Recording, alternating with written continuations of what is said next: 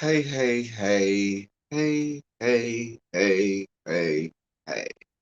What is up, people? What is up? What is up? Hey, people, I am here. We are here. Mm, mm, mm, mm. What's up, people? Forgive me while I be fat and eat. So, mm.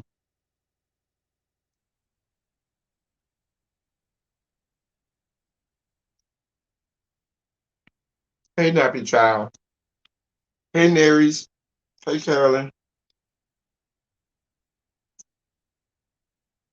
What's up, y'all? Mm.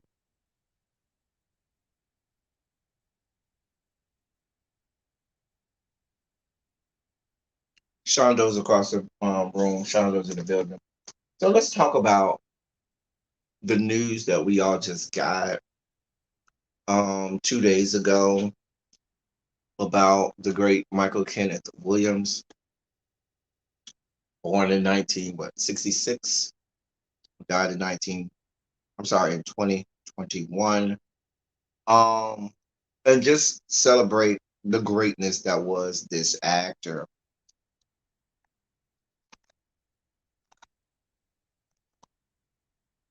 And I was I was where was I at? I was at work, and no, I was not at work. This is Monday. What else was I doing? I was somewhere. I think I was at a cookout or something. Um Hey, Fresh Press. And what happened was my best friend called me. And my best friend called me all the time. I mean, I talk to my best friend almost every day. But so I always know something's wrong. Hey, Donnie, when my best friend starts off with dog, dog, and I'd be like, what? If he starts off saying that, it's downhill from there. When my best friend start the conversation off with dog, dog, dog, I know it's downhill from there. So when he called me and said, dog, I said, what? What? I don't need no more bad news. He said, well, I'm sorry. I said, what now? So then he told me, I said, let me call you back. I just did, just let me call you back. Because I wasn't prepared. Like it just came out of left freaking field. And I said, wow, I was not prepared for that. You know, you hear things, you be like, no, that don't even sound right. It be true. And I have, for those people who do not know, I've dealt with in the last month or so, month and a half, quite a bit um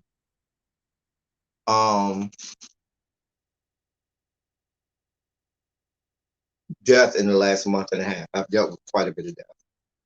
More than I'm willing to mention and still am grappling with right now. And so yeah, listen, let me get the trash out of the way now. Let me take out the trash first.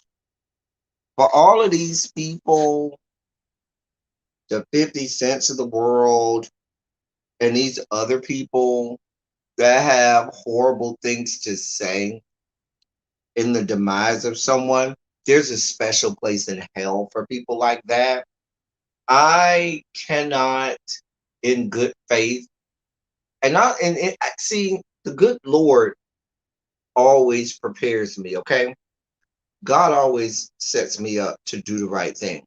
So this summer, when the show came out with the power of the new installment, I watched the first two episodes, and I think after the second episode, if you follow me on on Instagram, I put a post on Instagram about it, and I said I can't get with this same old stereotype, um, proliferation of drug game and the drug mentality and that whole thing, glorifying the drug industry, the drugs that tore up our community. Because it was the same, not that there isn't a place for that type of um broadcasting, but always the same thing.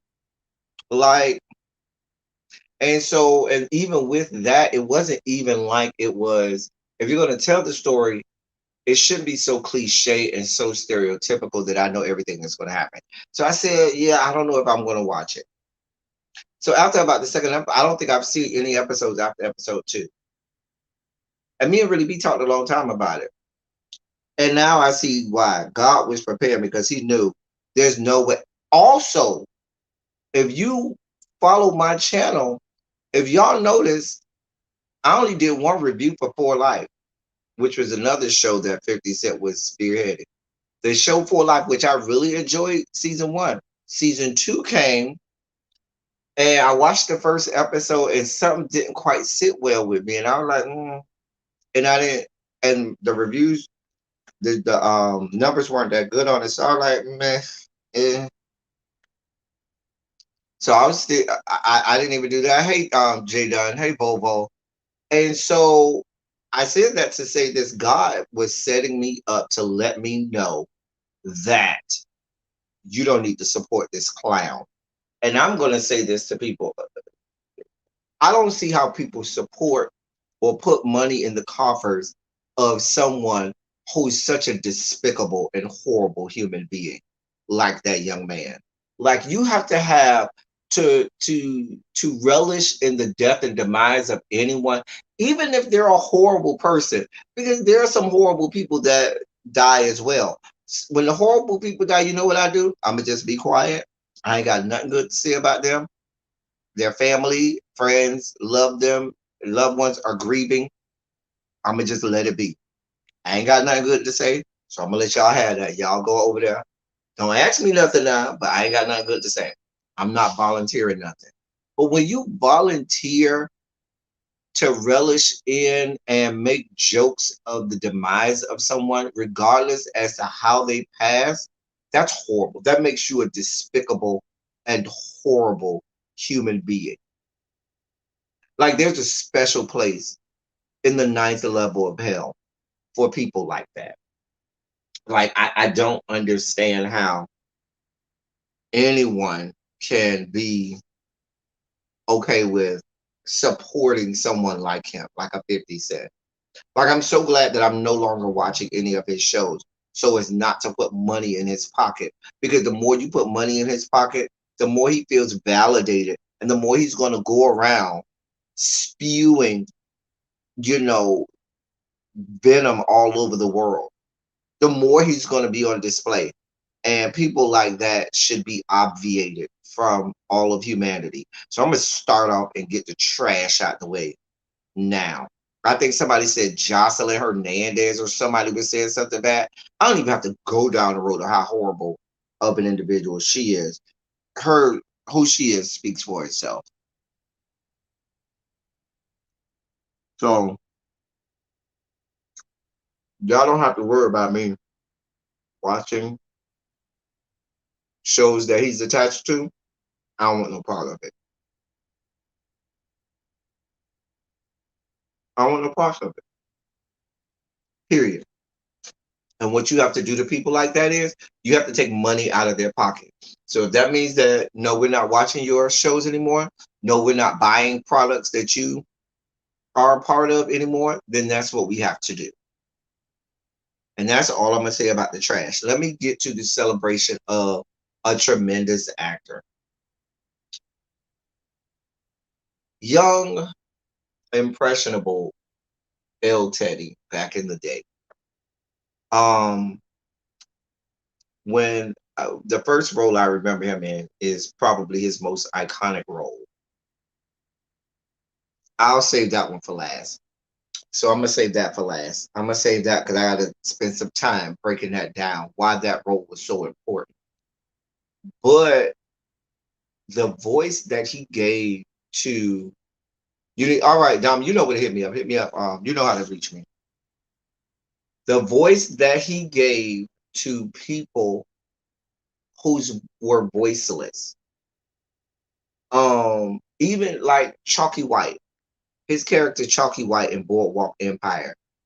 Little was known of the real stories of black gangsters and black people that was doing the goddamn thing and not taking no for an answer and not putting up with bullshit back in the 1920s. The only thing that the media would like you to think about black people during that time is that we were oppressed and that we were suffering from Jim Crow laws and that we bowed to the whims and of oppression. Um, and so forth. That is a great question, Dami. There has been speculation. There's been no confirmation from him. However, we do know he does come out of the ballroom community. That we know without a doubt. He does have a son. I do know that he has a son. He talked about his son often, and he talked openly about coming out of the ballroom community. Um, that's where he got his start. He started off as a dancer. If you know his story, and he did choreography and dance and stuff like that. And I'm not going to give it away, but I would recommend everybody going and looking up how he got his scar and what the scar on his face meant to him and his career. Like he did modeling, he did choreography and dance and things like that. So, um, hey Xavier. So some people say definitively yes, he was a member of the community. Some people say no, he was not. He and I've seen so many Michael K. Williams interviews. I don't ever remember him saying that he was SGL, same gender loving, but I do know he comes from the ballroom community. I do know that's or he mentioned that that's already. That's without a doubt. Um Right. And like I said, some people have speculated that he was. I don't, there's nothing definitive about that. And some people make that mistake by thinking that everybody in the ballroom community, hey Tabitha, is actually SGL or same gender loving or a member of the LGBTQIA community. There are straight people that are in the ballroom community. And there were back even in the days when he was in it, which was the late 80s and early 90s, there were straight people in the ballroom community then. Hey Tabitha. So even back then in his early days before he came on television, I wish he could have told more of that story because that's even a story that you don't hear a lot about, where you have people who are straight, not same gender loving, but are a part of communities like the ballroom community as he was, and so forth. But um, so let me Boardwalk Empire, Chalky White. I'm not doing this with you, dog. Him being able to be a strong black man during the 1920s, and like I told y'all, media would love y'all to believe that black people were just, oh yes, massa, yes sir, ma'am, no, no sir, ma'am, yes sir, ma'am, no, what, no, there were people during every period of American history, black people that was not here for it, that were strong, that were powerful, and were here to spit in the face of all of the white supremacy and white privilege out there that were making it do what it do. So um, it is what it is. And I was so even in that character, the first one we're talking about, Chalky White, he gave a face. He gave a story to a portion of the American diaspora that had gone without anybody really hearing about. Okay. And people, you before we saw Chalky White, you didn't see that. You didn't. They weren't showcasing black people during the 1920s that way. They just weren't. So just being able to encapsulate that character, Chalky White was. If you've never seen Boardwalk Empire, he is brilliant in Boardwalk Empire. And then when you start to talk about what he did for the community, the black gay community, I'll go to, if you've never seen, and me and Lil Baby, I don't know where Lil Baby is. We're talking about, he was in a Netflix series called Happen Leonard. And Happen Leonard, he was best friends. He was Leonard, but Hap was this white guy. He was best friend, his best friend white. They lived in a small southern town. Okay. He owned land. It was a small country southern town where there was a lot of going on and a lot of racism. But he was not only black, owned his own property, had a white friend, but he was gay and unapologetically gay. Wasn't feminine with it, wasn't flamboyant, but was gay and unapologetically gay. In a world where you think that that is a because normally when you hear people from small southern towns, you always hear about them after they move to a big city, like they might move to Atlanta or Dallas or Houston or to a Miami or New York, or they'll move, or Chicago. They'll leave the small city and they'll move because of all of the prejudices and bigotry that they deal with in those small country towns, that they say, yeah, I can't truly be who I am in this place, so I need to move to a big city. And his character in that show on Netflix, Happen Land, if you've never seen it, a great show, great show. I do recommend it. He was this character. Hey, Abby, like I was going to review Happen Leonard when I started watching it, but I started enjoying it so much. I said, I just don't want to. I don't want to have the chore of it, because y'all don't understand. Reviewing shows is a chore. It's like a job. And so what happens is sometimes shows that you really like, when you have to review it, it takes away from the enjoyment that you have in it. So being able to watch this character that he played in that show, Happen Leonard, where he gave another face, another voice, the story behind some black gay people that are in the community that live in these small southern towns and can live, thrive, and don't have to leave, can say, no, this is where I was born and raised and I'm staying here. And so oftentimes what you hear is the story of, yeah, I grew up in this small southern town and I had to leave because it was just horrible. And that wasn't the case in that story. And beautifully written. It was beautifully acted out. Um, and so forth. And it was a great show to watch. Even and not only did it address issues of bigotry, homophobia, but it addressed issues of race and racism. Because, like I said, his best friend was a white guy, and so forth, and there was a lot of racism that went into that. So having to deal with all of that at one time, um, and it goes a long way, and people don't want to touch it or don't want to address it. But there's something to be said of, you have this black man, dark skinned black man. And that doesn't go without saying. There is a lot of people don't like to touch that issue. It's a soft spot within black community and even within Hollywood.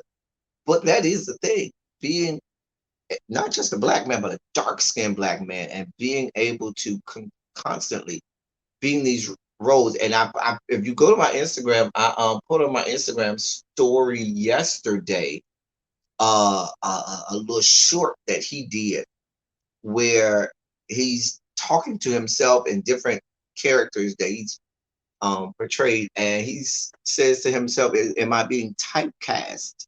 Because he didn't always want to play a thug or a gangster, or always have to be hard and always have to be. So he felt like, was he being typecast? And there was this whole conversation that he unpacked. It's a short, maybe 2-3 minute clip, short, I should say. But he talked about not wanting to always be typecast as, "Oh, I have to be the thug or the gangster because of my look, because I'm a dark skinned black man and I look rough and I got this scar and that makes me look and appear more menacing than other people. I can't play. I'm not allowed to play soft roles." So, um, him knowing and embracing these things, because sometimes you have to. I think of people like a Hattie McDaniels. If you don't know who Hattie McDaniels is, you need to learn Black history. But when you think about a Hattie McDaniels and what she had to endure back in her days, knowing that the only roles that she was going to get was going to be roles of servitude. There was no leading role for her, and so um, sometimes you take on these roles knowing. Personally, I hate it. I don't like it. But is this going to be something that opens up a door for somebody else? So I think that's important that we talk about. He did that with a lot of characters that he played. If I go to, I saw him in I saw a movie with Ed Norton in it. Somebody's gonna tell me the name of it. He was playing a trumpet player. This was like a year or two ago. It was Motherless something. It'll come to me. But he was playing like this trumpet player that was supposed to be like Miles Davis, so to speak. And he was great. And I remember somebody was like, "Did he really play that trumpet?" He didn't play the trumpet for real, but um, even in that role where his the character that he was playing was supposed to be just like Miles Davis. I remember because I saw it. I said, "Yeah, that's a Miles Davis type character." But even in that role, being able to portray, and give voice to um just things that you don't see. I don't even have to talk about um the role that he played and When They See Us. That goes without saying, but I do want to spend some time talking about, thank you, Motherless Brooklyn. Thank you, Nappy Child. Come on now. Nappy Child and Abby. Great movie. Love the movie. I love Ed Norton anyway. Ed Norton is a great actor anyway. But that was a great movie. Love that movie. Um, and then you have Montrose. Thank you, Tracy, playing Montrose.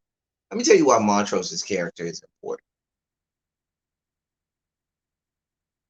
If you think about the time period that Lovecraft Country was set in,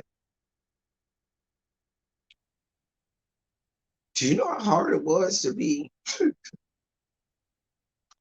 SGL or same gender loving back in the early 1900s? In the early 20th century, do you understand? You're talking about um this movie was, I think, Lovecraft Country was set in what, the 40s, I believe. I think it was I think it was the 40s that Lovecraft Country was set.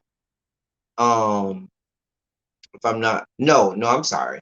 It was the 50s. It was the 50s because it was Emmett Till. So that was definitely the 50s. I'm sorry, it was the 50s.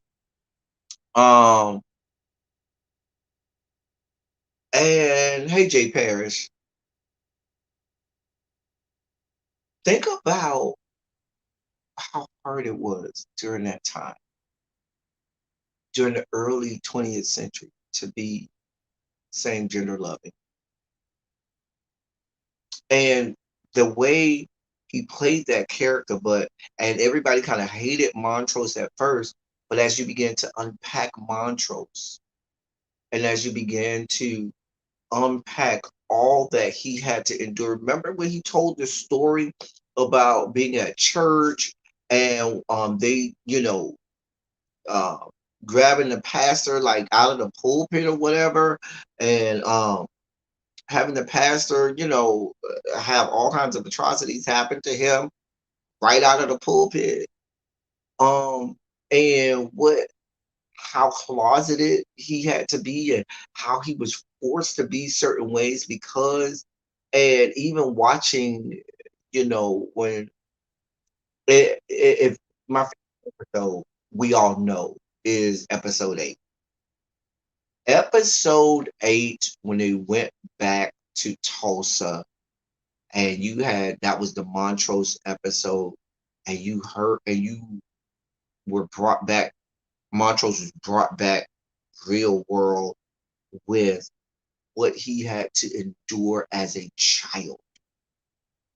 And I think knowing how sometimes being closeted was a safety to life issue, and knowing that he was a father that endured atrocities as a child, and because of that, because he didn't want his son to have to endure those atrocities and he wanted better for his son, he made sure that he was harder on his son, so his son had no chance of being any way, shape, form, or fashion seen as slight or tender or soft or any of that, because he didn't want his son to have to deal with any of that. And to put another voice and a face and a story behind that, where that story is not told. It's always told from the light of, oh, you shouldn't be like that as a parent. Oh, you need to it's easy to say in 2021 that people should be open and honest and just allow their children to just be and live. But when you're thinking about at the time in 1950s, it was still a clinical illness to be homosexual. You still were being locked into mental institutions and giving electroshock therapy.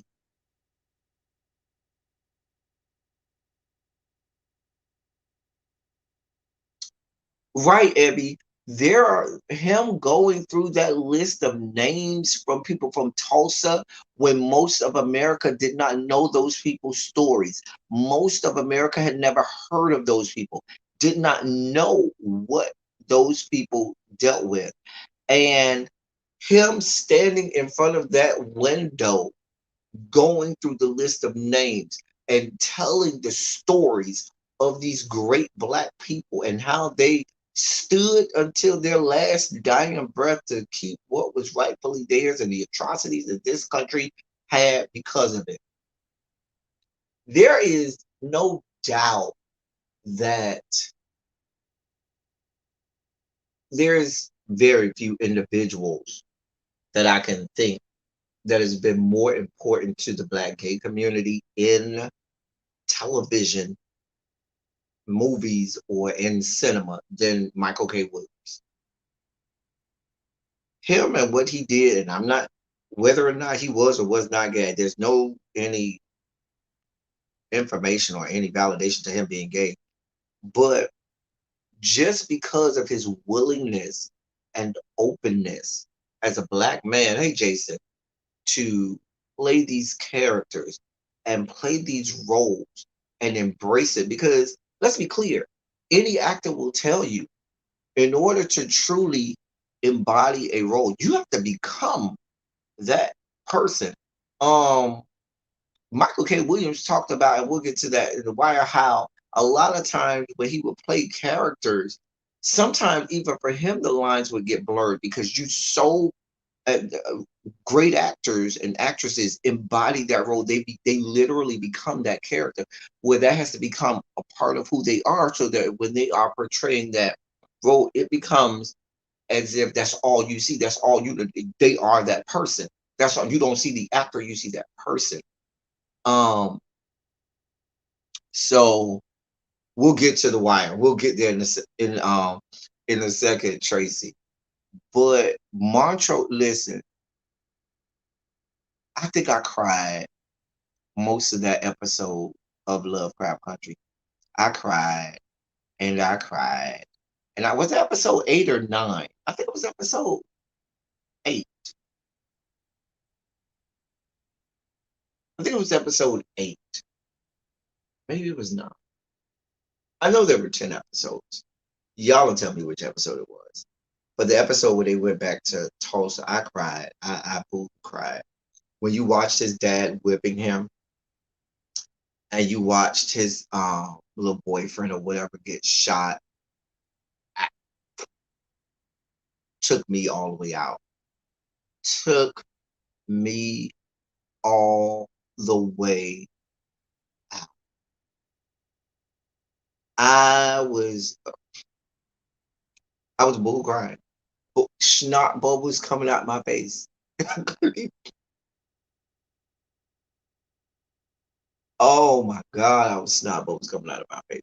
But that, and then when he had, remember the episode where he went to the gay club and he was just like, he felt so free and so open. And remember, they was like, he was like, crowd surfing or whatever. They had lifted him up and was twirling him around.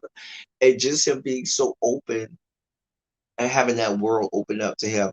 And I, we all in the community, when you go to your first gay club and you go, I talked about it that on my review. That's kind of how you feel. You feel like, oh wow, what is this magical place? Oh God, because when you go to the club, you're away from the rest of the world that hates on you. You can go there and literally be like, have I been dropped into like some gay heaven or something? Oh man. And so to tell that story and to talk about and to bring to life the world of Lovecraft Country and what he did as Mondra, like he played the hell out of that character. Oh man, I'm in 70p resolution. I don't know. The internet doesn't want me to be great. Anyway,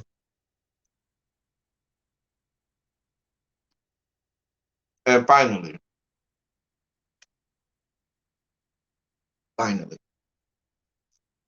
he will always be remembered first as Omar Little. Always. That was his first big role. That was his most iconic.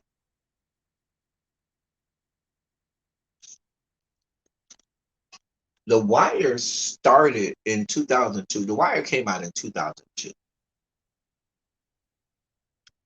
Outside of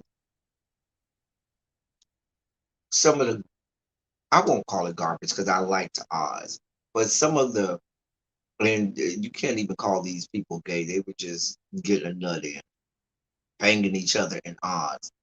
But outside of that, you had never, there was no Noah's Ark at that time. There wasn't any of the Patrick Ian Polk stuff. You did not have gay black men on television at all. There was nothing. There was nothing. The few glimpses that you might have seen of one was always somebody overly flamboyant or someone who was either a drag queen or a trans woman. They wanted no parts of black gay men. None. None. And you have, listen, The Wire is easily probably one of the greatest shows in television history, easy. But the most gangster person on the show, the person who was most feared in the whole show, was Omar Little. He was black. He was gay and unapologetic about it. He let you know, yeah, yeah. Everybody knew he was. And there was nothing they could do about it. Nothing you could do about it. He would walk freely, had on that trench coat, used to have him a good old shotgun underneath the trench coat, and walk the street and start whistling. And he would whistle the farmer in the dell, the farmer in the dell. I hold the stereo, the farmer in the dell. He was always whistling the farmer, and everybody was screaming. And he would be anybody at any point could have took him out, shot him, and he walked freely the streets. And then the next scene, you might have seen him laid up, butt ass naked with his boyfriend, booed up, butt ass naked, laid up. And as a young, impressionable, I'm not gonna tell y'all how old I was then, when the wire first came out, but I was an adult, barely an adult though, barely. Um, but I remember watching it, and I was like, "Oh shit! Oh shit! He is gay! Oh shit! He's gangster! He's thugged out and hard and gangster, and everybody's afraid of him, and nobody can stop him. The police could not stop him. He, when your whole character thing is robbing drug dealers, do you know how gangster you have to be to rob drug dealers? And this is probably one of the first major roles you have, that you have a character that is black and unapologetically gay and is badass and is as close to a superhero as you can have it. As close to a superhero as you can have. And you're talking about somebody who, for all intents and purposes, general society would have cast down and thrown away and said, "Yeah, we want no parts of that." He over here robbing people. He's over here in the ghetto. He's over here part of the drug game. He's over here, you know, and he's black and gay and got all of that going. Yeah, we want no parts of that.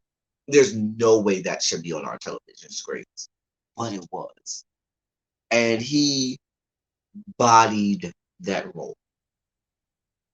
Like, it's so many. Listen, so many. He's so many one-liners in that show. So many parts. Everybody from the show since his demise has talked about how important he was to their career and to them when they were on that show. Um, right. You know, it was him being gay was just, it was just another aspect that was just, and they talked about it and they called him F bombs and said, "Oh, y'all gonna get that F word," and da da da da. I don't want him. You know, he probably around here sucking dick in that ass. He didn't care. Sure was, and he was still badass, and there was nothing they could do about it. He would talk about himself in third person all the time, always talking about in dedication to it. I'm going to start back doing my The Wire reviews. Okay, never fear. I will start back doing my The Wire in commemoration of Omar and Michael K. Williams. I can't tell you, as a young, impressionable black gay man, what that did for me to see someone on television that was black, gay, unapologetic, badass, damn near a superhero. Because I grew up in that world. I grew up in the ghetto, in the drug game. My family was in the drug game. I grew up in that world. I grew up in that place. I know what it was. And so to see that you could have someone who could not only be in that world or of that world, but also be gay, and I was gay too. I just never thought that those two worlds could mix and intertwine. And to see it portrayed so beautifully and effortlessly, it was a beautiful sight. Did a long thing. It was reassuring. It was empowering. And it let me know that being who you are did not have to be a crutch. It also, um, it also reiterated to me as I would watch him go through doing what he did, that the people gonna say what they got to say about you anyway. They're gonna call you all kinds of names. They're gonna say horrible things about you, but you still can go out here and be badass. And when you walk into a room or you walk into the area, when you're badass, everybody gotta respect you. If you're the best at what you do, they're gonna say what they want to say behind closed doors. When you turn your back or when you're not in the room, they're gonna say what they gotta say because that's gonna happen anyway.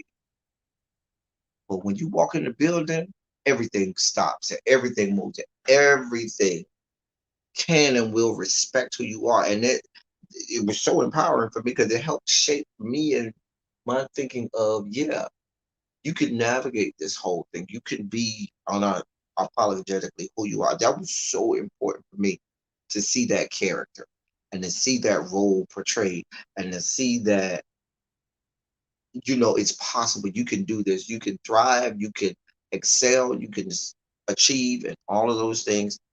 And even with all of the naysayers, even with all of the people saying all kinds of horrible things about it, because that's going to happen anyway.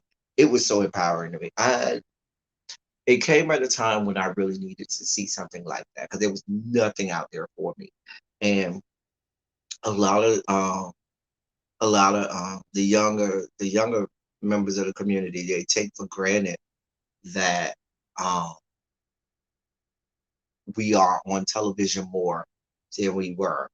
Um, that you see us now in so many outlets now.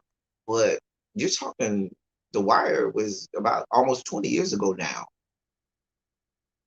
That wasn't happening. You weren't seeing that. And I remember that. And so um, it's so it's so great to know, to see the evolution. I know what it was before we were on television and movies, and I know what it is afterwards. And so I love the fact that I can come from a place of knowing the struggle and knowing from whence we've come. And so the Rainbow Coalition owes a great debt of gratitude to Michael Kenneth Williams for what he did for us as an ally, as someone who um, portrayed our lives and someone who showed us who we were and who we could be in, and put out there members of our community who nobody ever spoke to. Like when people think of black gay men, they don't think of thugs. They don't think of masculinity. They think of femininity. They think of softness. They think of the flamboyant. They don't think of thugs. They don't think of, like I said, with the Happen Leonard character, him playing Leonard, of a Southern country black man with cowboy boots and, a 5 gallon ad, 10 gallon ad, whatever they call it, living in a small country and being unapologetically same gender love. They don't think about a Montrose and what someone during the early 20th century had to endure for survival. They don't think about that. And so giving a voice to members of our community who never have had a voice and who still to a certain degree just they still don't like the roles that he has embodied. You don't see duplicates of that. You don't see duplicates of Omar Little around here. You don't see duplicate roles um of the characters that he played. You don't see those.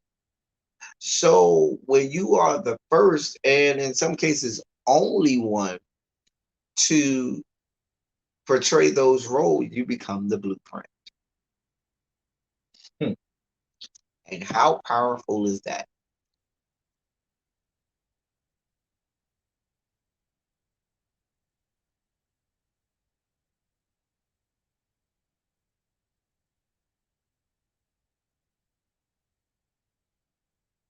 Right. Exactly, Abby. Exactly. When you think of a gay role, they give you Wayman from Shane. They do not give you Omar. Not at all. Even if you think of Lovecraft Country, Montrose's character is the antithesis of anything that you would have thought was going to be the gay one. He was hard. He was hard, hard.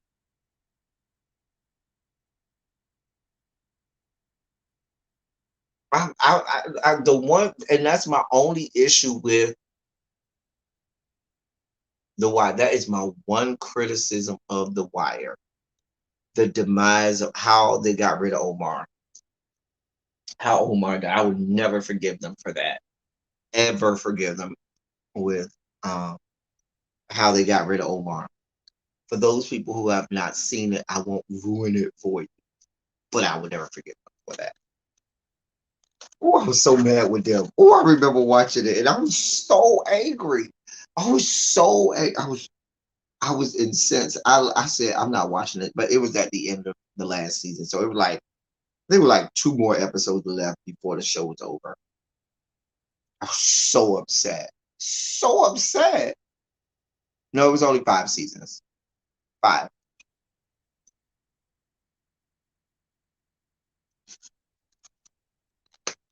The best season was season 4.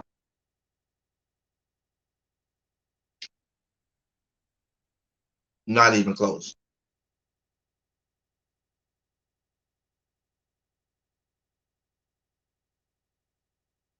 Not even close. Season 4 was the best season.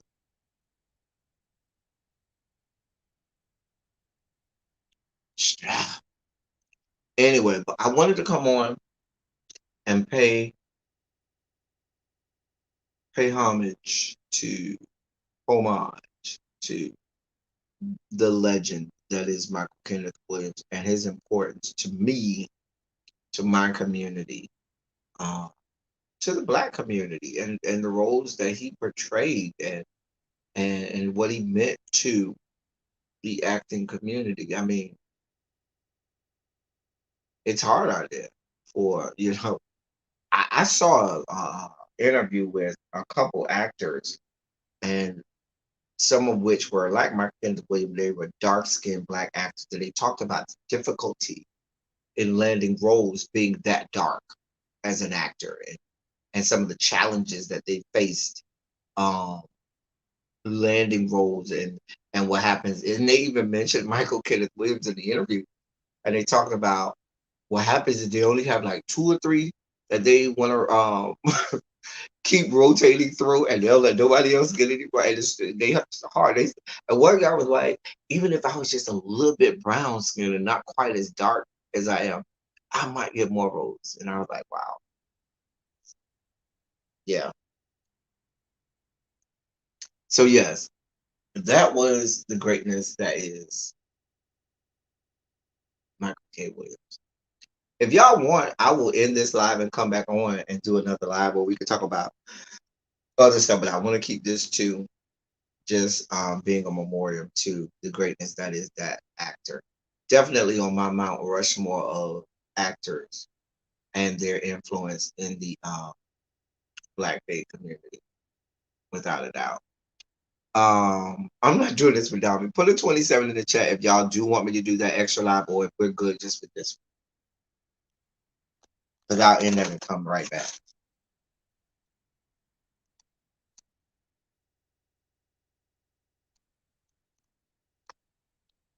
Well, no 27s in the chat, so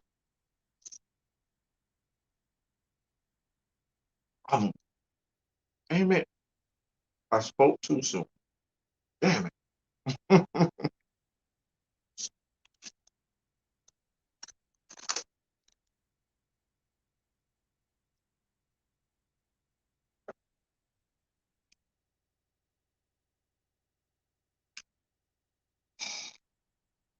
All right, y'all. All right.